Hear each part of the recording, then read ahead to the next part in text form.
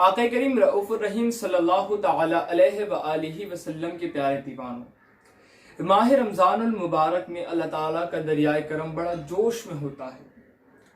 اور جب بندہ افطاری کے دسترخوان پر بیٹھا ہوتا ہے تو وہ جو دعا اللہ سے مانگے اللہ اس کی ہر دعا کو قبول عطا فرماتا ہے۔ بندہ سویا رہے تو اس کا سونا بھی عبادت ہے، خاموش بیٹھا ہے تو اس کی خاموشی تسبیح ہوتی ہے، اور اس کا ہر عمل مقبول ہوتا ہے۔ یہ برکت ہے رمضان کریم کی، اور یہ اللہ کا کرم بندوں پر خصوصی ہوتا ہے۔ اور پھر شب قدر کی رات بندہ پا لے تو پھر تو نور علی نور والی بات ہے، جس کے لیے میرا اللہ تعالیٰ خود فرماتا ہے لیلۃ القدر خیر من الف شہر، کہ لیلۃ القدر کی رات 1000 مہینوں سے بہتر ہے، 1000 مہینوں سے افضل ہے۔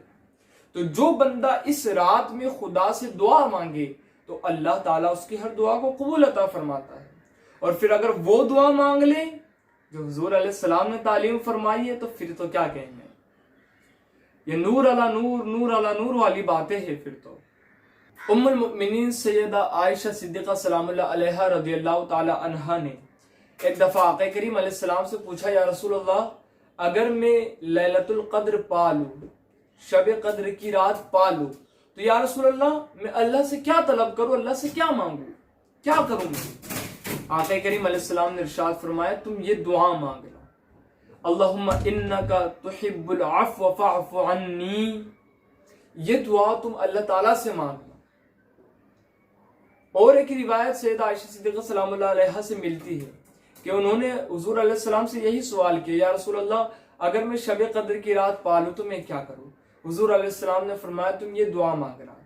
اللہم انی اسألک العفو والعافیت والمعافات فی الدین والدنیا والآخرہ، اے اللہ مجھے عافیت عطا فرما اور دین و دنیا و آخرت میں مجھے معافات عطا فرما۔ حضور علیہ السلام نے فرمایا یہ دعا تم مانگنا۔ تو آقا کریم علیہ السلام کے پیارے دیوانوں، اس رات ہم بھی یہ ان دعاؤں کی کثرت کریں، ان دونوں دعاؤں کی کثرت کریں،